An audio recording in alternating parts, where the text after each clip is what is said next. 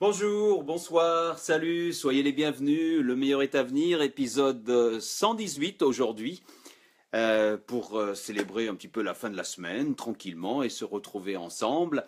Alors c'est sûr qu'on se trouve dans une atmosphère un petit peu différente par rapport à d'habitude. C'est la première fois, en fait, où j'ai un LMV, comme je dis, hein, l'abréviation LMV, le meilleur est à venir, un épisode qui se produit juste après un attentat terroriste, on va dire, qui s'est produit hier, vous le savez, sur les Champs-Élysées à Paris. Et moi, je vous ai toujours confié ma réponse par rapport à ça. Et ma réponse, elle tient en une seule affiche. Elle tient en 3 mots. Et c'est pour ça que je suis là aujourd'hui. Et c'est pour ça que je serai toujours là, même s'il y a d'autres attentats terroristes. Jusqu'à maintenant, il se trouve que j'étais pas concerné entre guillemets parce que j'avais pas d'émission qui arrivait, pas de Facebook là qui arrivait. Mais ma réponse tient en 3 mots. Et ces 3 mots, je vous les ai déjà montrés. Enfin, 4, si on veut. Je dis toujours 3, mais c'est 4. Voilà, ma réponse, c'est ça. Vous vous souvenez de ça?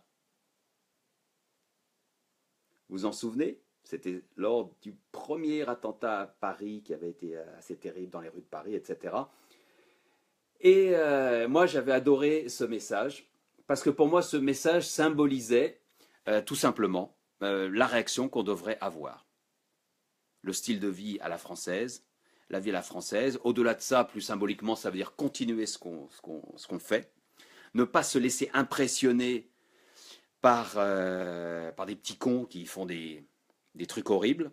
Et continuer à vivre notre vie, bien sûr en étant vigilant, bien sûr en faisant fonctionner la loi, en faisant du renseignement, etc. Mais ça, c'est du côté des hommes politiques que ça se passe. Mais en tout cas, nous, en tant que citoyens, à quoi? À 2 jours de l'élection présidentielle, surtout ne pas avoir peur. Mais, je le remets, rester en terrasse. Ça, c'est très important. Et c'est pour ça, pardon, que moi, je vais absolument rien changer à ce que j'avais décidé de faire. Si j'avais fait un autre type de programme, peut-être que j'aurais changé. Si je voulais vous vendre quelque chose, j'aurais peut-être pas vendu aujourd'hui. Mais enfin, bref. Tout ça pour vous dire que LMV continue, numéro 118 épisode aujourd'hui, et ça va pas changer. D'accord? On continue. Donc aujourd'hui, en plus, on va parler, et j'aurais pu changer le sujet, et passer à un truc un peu plus léger ou un peu plus neutre. Eh bien, on va encore parler des migrants. Eh oui, et j'ai pas changé le sujet et je le garde. Et pourquoi je n'ai pas changé le sujet? Parce que, je viens de vous l'expliquer à l'instant, je suis toujours en terrasse et je fais toujours ce que je voulais faire, ce que je pense en tant qu'homme libre, entre guillemets, en France. Et puis voilà. Et j'espère qu'il en va de même pour vous. Surtout, ne versez pas dans le pessimisme. On a le droit de pleurer, bien sûr, et on a le droit d'avoir des pensées pour ceux qui ont été touchés, c'est tout à fait normal. Mais il ne faut pas verser dans le pessimisme, dans le négatif, parce qu'il y a encore des fous qui font des conneries. Il y en aura toujours, il y en a eu toujours. Mais rappelez-vous qu'à l'échelle universelle, qu'à l'échelle des années, la planète n'a jamais été aussi sûre. Bon, on ne sait pas combien de temps ça va durer, mais au moins la planète n'a pas été aussi sûre, n'a jamais été aussi sûre qu'elle l'est en ce moment. Donc on va parler de migrants aujourd'hui. Je sais, c'est toujours un petit peu controversial. Salut Sachiko Genki ne j'ai pas dit bonjour, hein. Qui est-ce qui est là ce soir? Profitez pour saluer tout le monde. Salut Maribo, Christiane, ça va? Christophe, merci de passer dire un petit bonjour Christophe. Claire est là aussi, merci Claire. Agnès, salut. Christophe et Cricrine aussi, salut Cricrine. Sympa, merci d'être là, c'est toujours agréable. Donc, surtout ne pas douter. Donc, ça commence par nous, ça commence par nos actions. Si parmi vous il y a des écrivains et des écrivaines, il faut continuer à écrire, il faut sortir des bouquins, il faut distraire nos lecteurs et nos lectrices. Et puis dans les autres métiers aussi, si vous n'êtes pas dans la littérature, il faut continuer à faire ce que vous faites. C'est très important pour que on montre que rien ne pourra nous ébranler. Et c'est pour ça qu'on va parler de doute également aujourd'hui. On va commencer tout de suite LMV 118 avec la photo du jour. Magnifique cliché. Et ce magnifique cliché nous est proposé par Virginie. Virginie qui est une magnifique photographe. fait de très très beaux clichés. Et je me suis permis, Virginie, de te voler le cliché je sais plus si c'était sur Instagram où il était ou sur Yahoo, mais j'espère que tu vas me pardonner parce qu'il est vraiment magnifique et il est très très beau. On va pas bien voir, hein, je suis désolé, c'est en noir et blanc, donc on voit pas bien, mais c'est magnifique. Pourquoi? Parce que les couleurs sont belles, hein. Tu es une artiste des couleurs, là on voit rien parce que oui, avec les reflets et tout, on voit rien. Il faut vraiment que je le mette, si tu m'y autorises, sur la page Le Mérite à venir. Mais là, vous avez les lumières, vous voyez, tout est orienté par rapport à la ligne du milieu. Vous savez, ça fait un parallélisme des deux côtés. Oui, Christophe, vas-y, je sais que tu dois y aller. Regarde-moi ça en replay, si tu peux, hein. C'est sympa en tout cas. Et juste au milieu, là, c'est pas une lampe que vous avez là. Vous voyez, il y a des lampes là partout. Mais ça, c'est la lune. C'est la lune. Et ça, c'est magnifique. On voit pas bien, ça rend pas bien sur l'image, avec cette espèce d'allée. Et ça se trouve à Arcachon. Alors bravo Virginie, c'est un magnifique cliché qui m'a bien inspiré. Moi je dois dire, en le regardant, je l'ai regardé pendant un moment et ça m'a fait penser à une ligne de vie. Eh ouais, hein, la ligne de vie. Là, le futur, on ne sait pas ce qui nous attend, c'est l'inconnu, mais c'est normal, c'est ça, hein, c'est le jeu, etc. Ah, c'est vraiment dommage qu'on ne puisse pas le voir.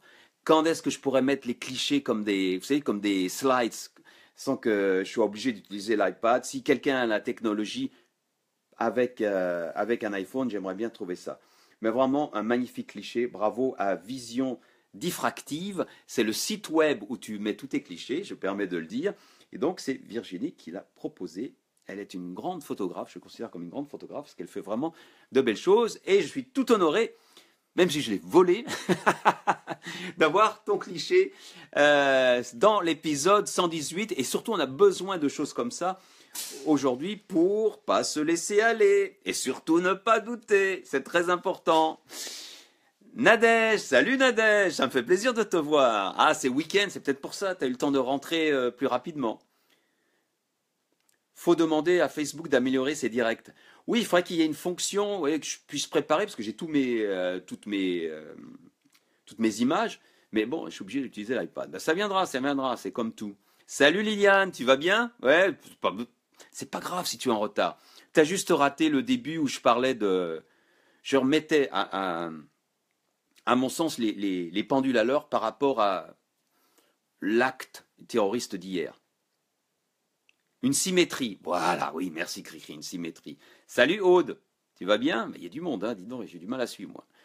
Sur YouTube, c'est faisable, on peut mettre des sous-titres en direct, oui. Et c'est même faisable sur Facebook Live, mais si tu utilises un ordinateur, c'est possible maintenant. Et moi, je ne veux pas utiliser d'ordinateur parce que c'est encombrant, il faut que je clignote, il faut que je sois assis à un bureau. Et tu vois, moi, j'aime bien bouger, j'aime bien circuler. Parfois, je les fais même en marchant, et j'en ferai d'autres en marchant. Donc, ce serait génial s'il y avait un système. Et ça viendra. C'est juste une question de temps. Bref. Les clichés. Alors, on va parler un petit peu de politique. Oui, oh bah oui, mais pas que ça non plus. Il n'y a pas que ça dans la vie. Sigyn a partagé quelque chose de génial. J'ai bien aimé, pardon. Cliché de Sigyn. C'est quoi ton secret pour faire fondre un homme? L'acide. Ah bah tant mieux, si tu vas bien. Magnifique. Oui, Cricri, tu peux. Mais il faut voir, qui c'est il y a quelqu'un qui s'y connaît bien merci, merci Cricri pour les rires. Non mais elle est bonne, hein, elle est bonne, hein, elle est bonne. Moi, je l'aime bien celle-là. Et puis, on va en prendre un autre. Ah, celle-là est pas mal. Il n'y a pas de blague, mais je pense que c'est important pour nous, qui que nous soyons, hommes, femmes, quel que soit notre physique, quel que soit notre shape, je ne sais pas comment on dit en français, notre ligne, etc. Voilà comment on devrait se regarder dans un miroir. Et c'est Sandra qui a partagé. Je te remercie beaucoup, Sandra, parce que c'est un dessin qui vaut de l'or. On doit se regarder comme ça dans un miroir. Voilà. C'est beau. On doit s'embrasser. C'est-à-dire, on doit embrasser notre personnalité. On doit embrasser qui on est. Et surtout ne pas vouloir ressembler à quelqu'un d'autre. On peut s'inspirer d'autres personnes, mais surtout, on doit s'embrasser. Donc dans le sens embrasser, et aussi on peut s'embrasser. Ouais, c'est difficile quand même. Moi j'aime bien les bisous de Hugo, mon petit garçon. C'était les bisous des enfants, ce sont des petits enfants, ils sont d'une pureté. Je ne m'en lasse pas. Par forme, merci Aude. Salut Mireille, tiens, je ne t'avais pas vu. Merci d'être là. Elle est belle, hein? Merci Sandra, c'est un magnifique, magnifique dessin à partager. Et puis sinon, quoi d'autre? Ah, celle-là elle est bonne, je l'adore aussi. C'est qu'est-ce qu'il a partagé celle-là? J'aime bien rendre à César ce qui appartient à César. C'est Richard, Richard le magicien, qui a partagé cette image. Je la trouve magnifique. Je vous laisse lire.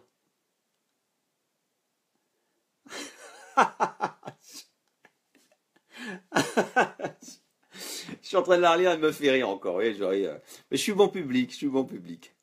Quand un schizophrène, est-ce que l'autre accélère? Qu'est-ce que vous voulez faire? On a besoin de ça, on a besoin. Il faut sourire malgré les situations, malgré les chaînes d'infos qui nous balancent. On ne sait pas ce qui se passe, mais on vous dit quand même qu'on ne sait rien. Ouais, vous voyez ce que je veux dire, hein. Je parle pour hier. Non, mais elle est bonne, hein, elle est bonne. Je parle pour hier, mais en fait, moi je savais même pas qu'il y avait eu un attentat. J'ai pas de télé à la maison et sur les Champs-Élysées. En fait, je l'ai appris que ce matin et assez tardivement parce que je travaillais sur mes histoires. Alors, quoi d'autre? Ah non, pardon, Ah, je me suis trompé, c'est Richard, mais c'est pas Richard le magicien, pardon, c'est l'autre Richard, celui qui a écrit des bouquins, qui a partagé ça, ouais. Pardon, pardon, pardon. Donc, et oui, et là, je vais avoir un problème parce que je vais partager ça, mais je sais plus. Alex, voilà, c'est Alex, le magicien. Pardon Alex et pardon Richard, je vous ai mélangé. Alex a partagé. Ah bah alors, ah bah ça va être dur de voir. Ah, attendez, je vais prendre celui au lait de vache si ça vous dérange pas. Par quoi?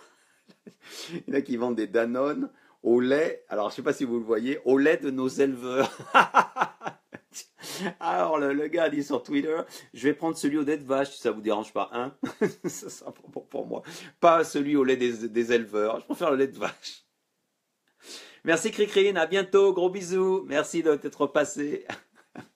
Au revoir et merci pour tes sourires là en direct, c'est sympa. C'est Alex, Alex le Magico, le Houdini de Facebook, on va dire. Et puis quoi d'autre? Avant de passer tout petit peu à la politique, hein, je ne veux pas en rester trop. Ah bah je crois que c'est fini, bah on va directement à la politique. Alors, la politique, qu'est-ce qu'on a? On n'a pas grand-chose, parce que bah, ça s'est calmé évidemment, et puis bon, il n'y a pas que ça dans la vie non plus. On va commencer par... C'est vrai que sur Facebook, ça devient un petit peu la foire d'empoigne, hein. Il suffit que quelqu'un dise une opinion sur son choix ou sur son favori, et tout de suite, ça agresse, hein. Ça agresse, mais vraiment très fort. Rappelez-vous, l'autre jour, j'ai partagé, si vous étiez là, dans un épisode précédent, une image où on voyait les gens sur Facebook se transformer en juges, mais juges très sévères. C'est ça un petit peu. Moi, vous connaissez mon choix, je l'ai dit, c'est l'épisode 111, je le rappelle, allez voir l'épisode 111, si vous voulez savoir, j'explique pendant, pas 40 minutes, mais j'explique dans ces épisodes pourquoi je vais voter Mélenchon au premier tour. Et je l'explique. Et je dis très bien, et il faut reconnaître que chacun a son opinion, chacun choisit son truc. Il n'y a pas besoin d'agresser les autres, que le meilleur gagne. Et ce que j'aime bien aux États-Unis, c'est ça, c'est aux États-Unis, bon, bah, tout le monde se bat, s'écharpe, ils sont beaucoup plus négatifs que nous, mais quand le gagnant est décidé, quand le président est élu, bah, tout le monde se range derrière. Bon, là, on va dire avec Trump, c'est un peu spécial quand même, mais bon, un petit peu de fair play, et respectons les opinions de chacun, même si on ne les aime pas du tout. Démocratie, entre guillemets, mais démocratie. Alors, ben, voilà quelqu'un, j'ai aimé, c'est Johan. Johan qui a partagé ça, merci Johan, c'est une belle photo. Quand ça fait plus de 2 minutes que tu n'as pas exprimé ton opinion politique sur Facebook. Mais c'est vrai. Pardon. Parfois, j'ai l'impression que certains internautes sur Facebook ou ailleurs, sur Twitter, c'est comme ça, hein. Vous voyez les commentaires, mais c'est la foire d'empoigne. Salut Lily Mauve, ça va? J'ai l'impression que c'est la foire d'empoigne, vraiment, hein. Et les nerfs, mais je vais lui dire, respectez les opinions des autres. On n'aime pas Fillon ou Mélenchon ou Macron ou Le Pen. Même s'ils vous sortent par les trous de nez, c'est le cas de le dire, là, hein, on le voit, là, il n'est pas content du tout. Eh ouais, on a le droit de dire qu'on n'est pas d'accord, mais chacun a droit à son opinion, hein. C'est une démocratie. Je ne sais plus qu'est-ce qu'il disait, c'est faux, on dit que c'est Voltaire, je suis pas d'accord avec votre opinion, mais je me battrai pour que vous ayez le droit de l'avoir. On dit que c'est de Voltaire, mais c'est pas de lui, ça. Mais c'est ça, en gros, c'est ça la démocratie. Chacun a le droit de s'exprimer. Alors, que dire? J'ai un petit truc sur Macron, là. C'était pas mal, celle-là. Elle est un petit peu vieille, mais c'est pas grave, elle est pas mal. Ah, Macron, hop. Macron, qui confond Audiard et Las Palais, la Guyane avec une île. Si ça se trouve, il veut juste être un camembert, pas forcément président. Ah, elle est bonne, celle-là. C'était sur Twitter, celle-là. C'est Sprit Public qui a publié ça. Excellente.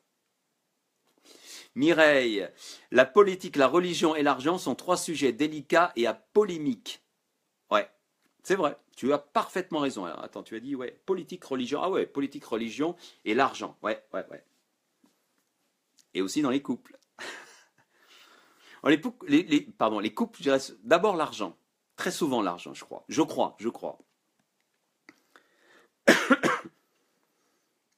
Non, je ne parle pas d'expérience personnelle. Non. Un petit peu. Dans les couples, hein. Bon, le budget, machin, hein. Non, alors le budget, on se dispute sur les budgets. C'est normal, hein. Et puis, j'en avais d'autres alors. Ah, celle-là, je l'aime bien, celle-là. Celle-là, elle est belle. Alors, où est-ce qu'elle est, celle-là? Voilà, je vais vous la montrer. Oh, celle-là, elle est belle. De qui se moque-t-on? Est-ce que je la lis? Je laisserai à mon successeur un pays en bien meilleur état que celui que j'ai trouvé. Déclaration de François Hollande, le président, avril 2017, mais c'était même hier, en visitant une usine, les usines Andros, je crois, c'est de la confiture. Et regardez, hein, ça c'est une bonne blague. Ils sont tous en train de rire, là. Par contre, si vous regardez, je ne sais pas si vous voyez, regardez le mec derrière, il n'est pas content. Hein. Qu'est-ce qu'il nous raconte? Bon, bien sûr, c'est un montage que j'ai fait, etc. Mais aucune honte, aucun respect de soi-même, aucun savoir-vivre, aucune élégance. Voilà, aucune élégance. Franchement, être capable de dire ça après tout ce qu'il a fait et continuer à visiter, à faire des blagues avec tout le monde. Moi, franchement, j'aurais honte. Je ferais pas le malin, etc. Mais c'est mon opinion, hein. S'il y a des gens qui aiment Hollande, qui trouvent qu'il a fait des trucs bien, tant mieux pour lui, hein. Liliane, doute de rien. Ouais, il doute de rien. Et je suis pas de gauche, je suis pas de droite, je vous le rappelle, hein. Sarkozy, c'était pareil, voire pire, hein. Lui, c'était ce qu'on appelait le bling bling, hein, c'était pas mieux. Mais moi, j'adore, je vous le remonte, la tête du gars derrière, je sais pas qui c'est. Ça n'a rien à voir, hein, la photo a été prise pour une autre raison, mais là, le petit gars. On sent qu'il a envie de lui mettre un coup de pied aux fesses ou quelque chose comme ça. Heureusement, il lui reste 2 semaines à faire. Et après, on est tranquille. Tiens, qu'est-ce qui se passe? Pourquoi ça fait ça? Je sais pas. Il lui reste 2 semaines. Voilà. Voilà, pour moi, c'est le quinquennat de Hollande résumé en une image. Une image LMV, on a concocté juste pour vous. Voilà, c'est tout pour aujourd'hui, en ce qui concerne les images. Et donc, on va passer à l'histoire. C'est une histoire que certains d'entre vous ou certaines d'entre vous connaissent. Pardon. Parce que, je vous rappelle, il y a une newsletter LMV. Vous pouvez vous abonner. Pour vous abonner, c'est simple. Vous allez sur la page Facebook, le meilleur est à venir. Vous allez voir, il y a 2 boutons, il y a 2 endroits où vous pouvez vous abonner. Vous cliquez dessus. Il suffit de laisser votre adresse email. On respecte bien sûr votre adresse. Et chaque semaine, je vous envoie pendant le week-end, une histoire optimiste, positive, qui donne parfois et même souvent le sourire. Ça nous fait du bien. Une fois par semaine, c'est pas trop, hein, ça va. Ça fait du bien quand même par rapport au nombre d'histoires négatives qu'on reçoit. Enfin bref. Donc cette histoire, certains d'entre vous la connaissent déjà. Et elle concerne des migrants. On va raconter l'histoire d'un garçon qui s'appelle Souleymane. Souleymane Diarra. Souleymane est né au Mali. Il est né dans un petit village, dans une famille de fermiers assez pauvres, donc avec un troupeau de vaches, et ils font de la culture. Et Souleymane passe une enfance plutôt heureuse au Mali. Vous savez, quand on n'a pas grand-chose, on se contente de peu, on est joyeux. Et je ne suis jamais allé en Afrique, mais j'ai toujours trouvé des images que j'ai vues. Vous êtes peut-être allé en Afrique, vous pourriez me dire. Au revoir Lily, ah, bah, bon week-end aussi, hein, et bon vote. Quoi qu'on sait pour qui tu vas voter, hein, quand je vois ton... Mais on le sait, hein. Je voterai pareil. Hein. Donc, ce que je voulais dire, c'est si vous êtes allé en Afrique, dites-le moi par exemple. Moi, je trouve que les enfants africains sont très beaux dans leur simplicité et dans leur innocence, dans leur naturel. Et moi, je connais ça un tout petit peu parce que, je vous ai dit, j'ai vécu et je vis encore, bah là on y retourne bientôt, hein, au Japon. Et les enfants japonais, les petits japonais sont également, je trouve, ils ont un sourire d'une innocence et d'une pureté magnifique. Et pourtant, ils vivent dans un monde complètement différent. Et je suis désolé de le dire, je ne retrouve pas cette pureté dans d'autres pays. J'ai vécu aux États-Unis longtemps, là je vis en France, j'ai vécu dans d'autres pays européens, mais je ne retrouve pas de cette pureté. Et ce n'est pas un jugement, c'est juste une différence au niveau de... C'est difficile à dire. Bref, on s'en fout. On est avec Souleymane, un enfant qui s'amuse, dans la pureté la plus totale, il n'a rien, il vit dans une petite famille de fermiers, dans un petit village, le vent de poussière, etc., la chaleur, c'est pas grave. Souleymane adore sa vie d'enfant. Il l'adore tellement que, eh ben, il passe son temps à jouer, et il adore aussi manger. Mais il adore manger quelque chose de particulier. Sa maman recueille le lait des vaches et fait du yaourt. C'est un yaourt qui est fait au Mali. Et au Mali, on ne fait pas le yaourt comme en France ou en Europe. Parce qu'au Mali, il fait très chaud, vous le savez. Et donc, il suffit de mettre le lait à température ambiante, d'attendre quelques heures, et il caille tout seul, et il se transforme en yaourt. Parfois, on peut faire d'autres petites opérations, mais en quelques heures, pratiquement tous les jours, Souleymane attend son yaourt. Et il adore son yaourt. Et ça lui laisse des souvenirs fantastiques à mesure qu'il grandit. Un petit peu comme la Madeleine de Proust. Chacun sa Madeleine. Lui, c'est son yaourt. C'est le yaourt fait par sa maman et qu'il déguste jour après jour. Et puis Souleymane grandit. Alors il va travailler au champ, il va aider son père, il va aider la famille, etc. Toujours dans ce petit village du Mali où on n'a rien, mais on est quand même heureux et on vit du mieux que l'on peut. Je ne vais pas vous répondre aux commentaires parce que sinon je vais perdre le fil de mon histoire. Mais je suis content de savoir ça, Liliane. Il doit être content. Bon week-end, Mireille, merci. Bon, bah, tant pis. Je ne vais pas m'interrompre, mais c'est pas grave. Bref, Souleymane grandit. Et à la même chose qu'il devient un jeune homme, il travaille encore plus dur, mais il doit encore travailler plus dur avec son père, avec ses frères, etc., avec sa famille, parce que le climat change. Et le climat au Mali devient de plus en plus difficile, c'est-à-dire qu'il y a de plus en plus de sécheresse, de moins en moins de pluie, donc de moins en moins de récoltes, des animaux qui ont moins à boire, et de la poussière de plus en plus forte avec ces coups de vent qui balayent les villages.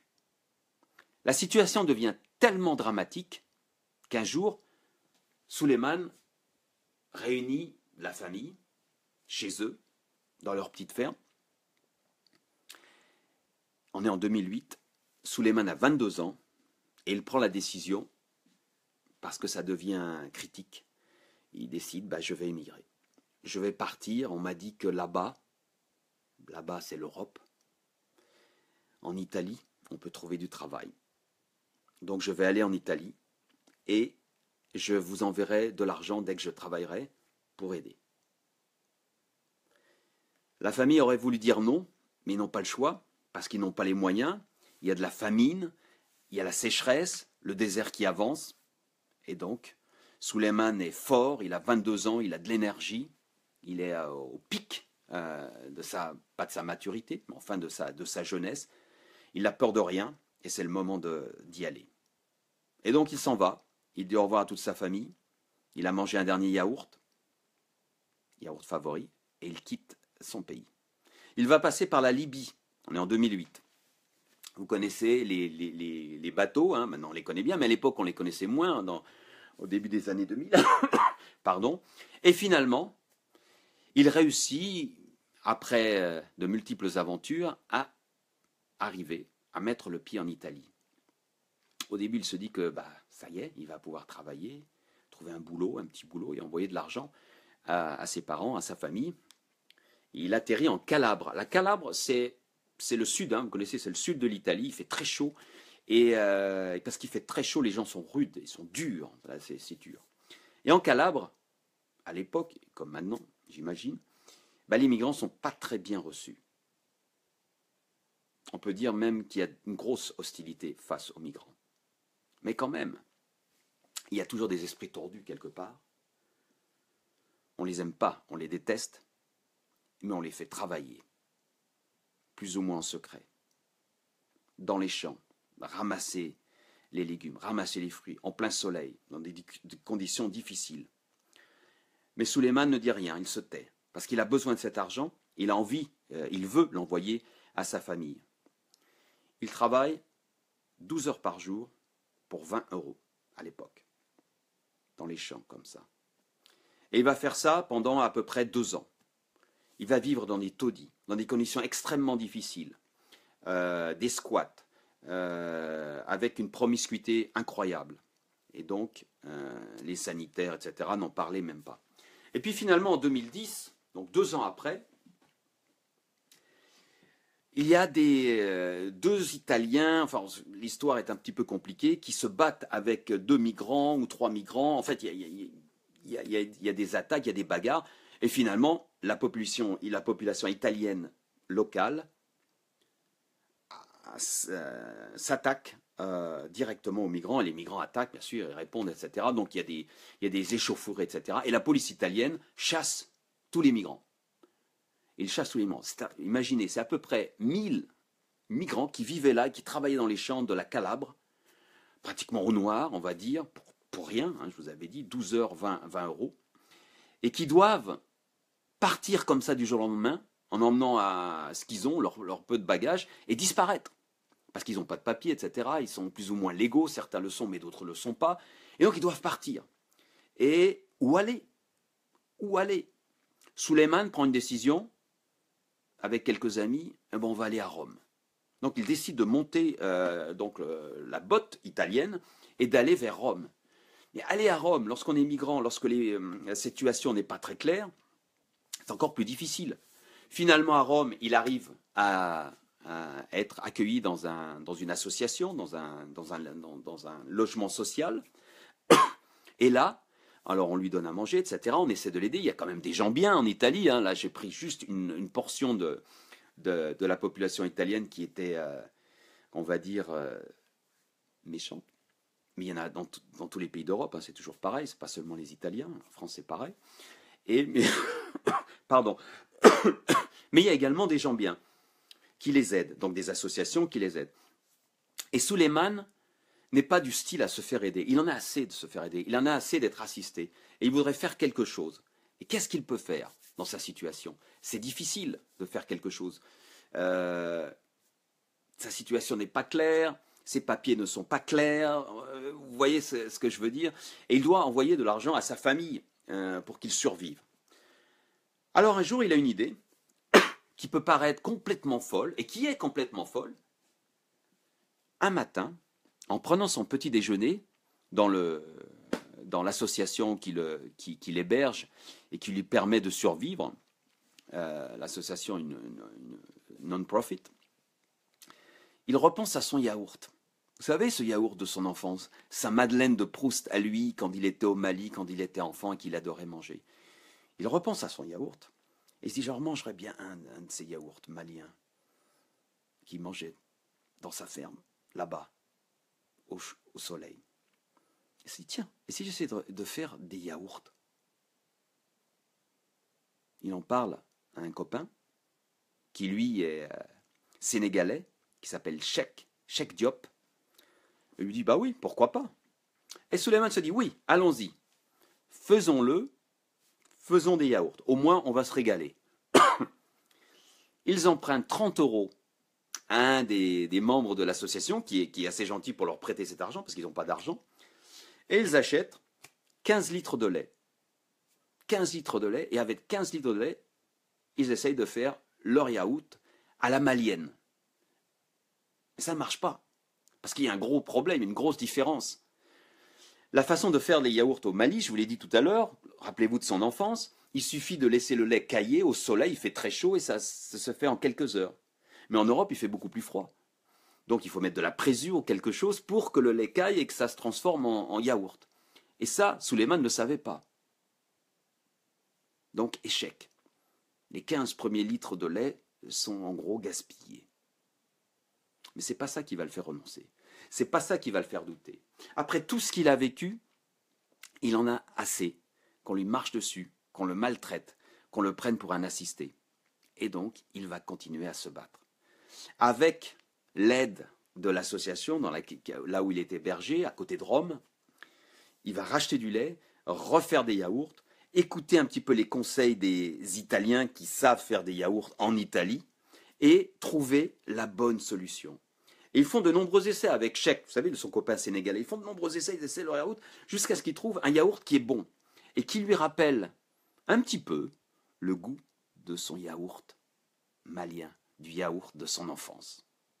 Il le fait goûter à droite à gauche. C'est bon. Eh oui, c'est bon, parce que c'est des yaourts fabriqués, non pas au Mali, mais fabriqués avec l'esprit du Mali, qui a un goût un petit peu différent. Ils ajoutent quelques ingrédients dedans. C'est fantastique. Et là, Souleymane se dit, on va les vendre, ces yaourts. Je vous garantis qu'on l'a regardé avec des yeux ronds. Imaginez. Souleymane et Cheikh, donc les deux, le Malien et le Sénégalais, qui vont vendre des yaourts à Rome, en Italie, en n'ayant aucun soutien. Je ne sais pas si vous imaginez. Je ne sais pas les challenges que vous avez fait dans votre vie, mais imaginez une seconde leur challenge à eux. Alors évidemment, ça ne marche pas du tout au début. Qui va acheter des yaourts à 2 Africains migrants dans les marchés de Rome?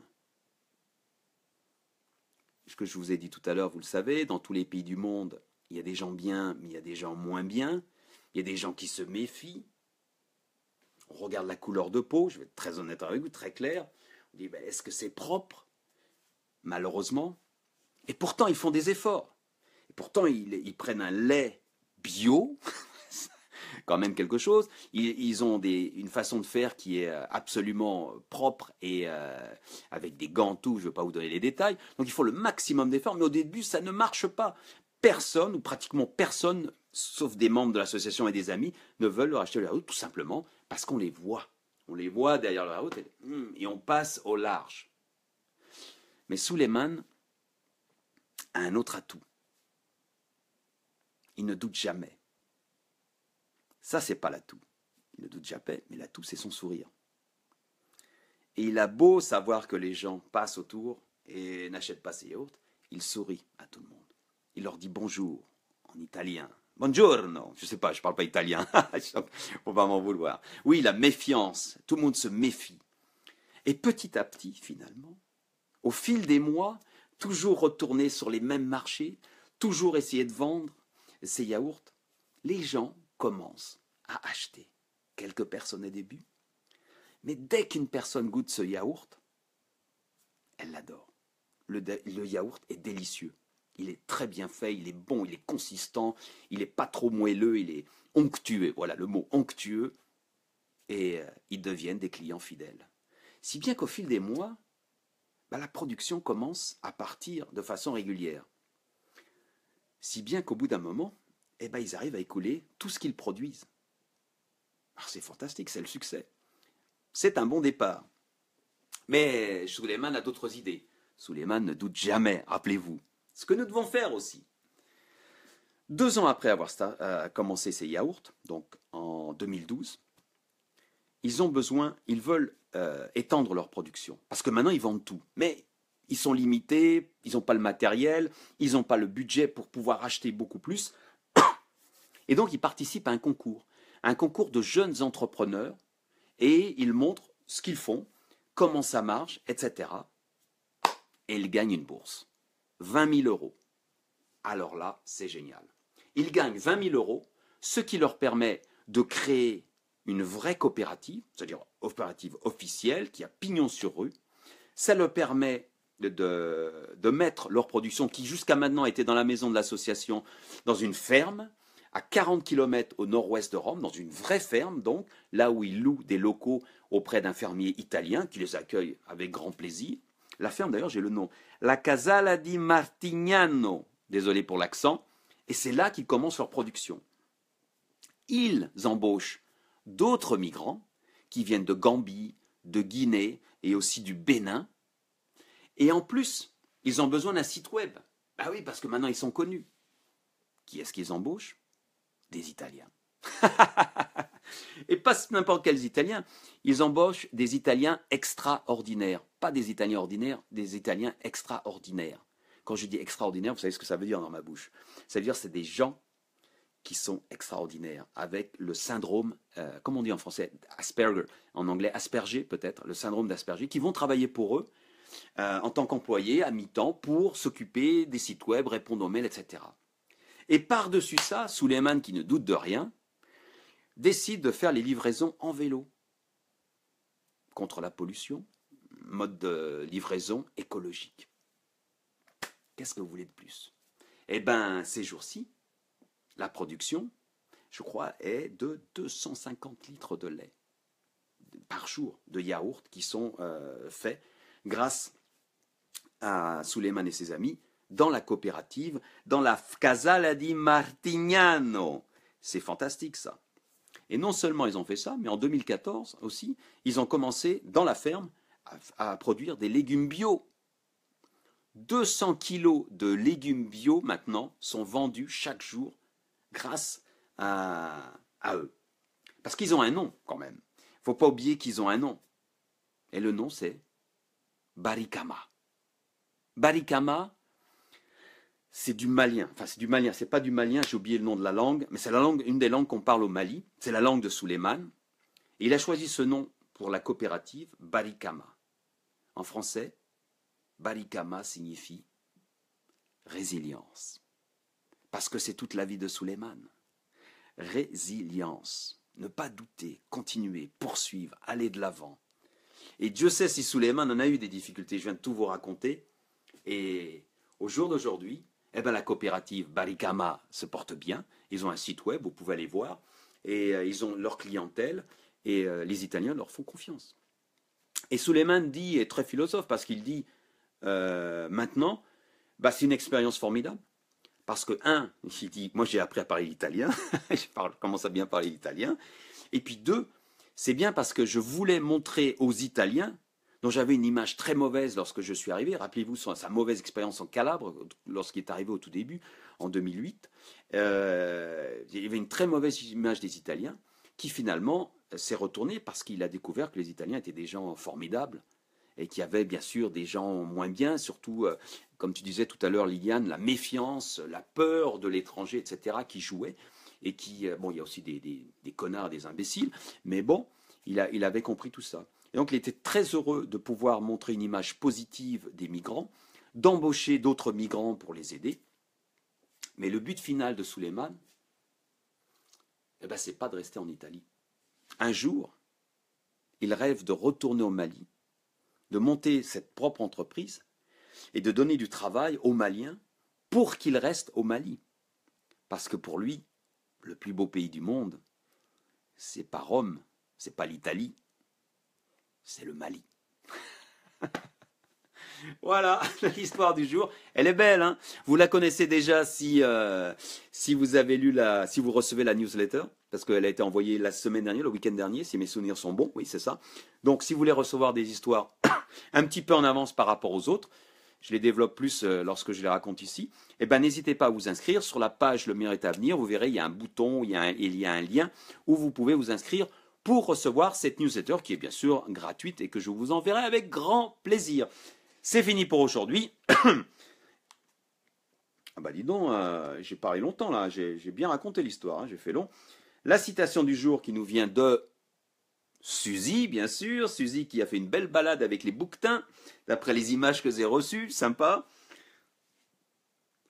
Ne doute jamais de toi-même, tu es capable de bien plus que tu ne le crois. J'ajoute bien le ne. Merci Aude, merci Liliane pour les compliments.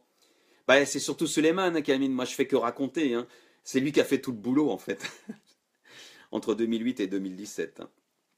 Voilà, et c'est un truc, je voudrais que vraiment vous aussi, et moi aussi, tout le monde, il faut bien penser ça. On n'a pas à douter de nous-mêmes, on nous fait douter de nous-mêmes, bah, mais on peut bien plus qu'on ne le pense. Et ça, c'est vraiment, vraiment, vraiment, vraiment vrai. Je ne sais pas comment le dire, mais c'est ça. Donc je le mets là, et je le pose là, et je veux que vous vous le mettiez bien dans la tête.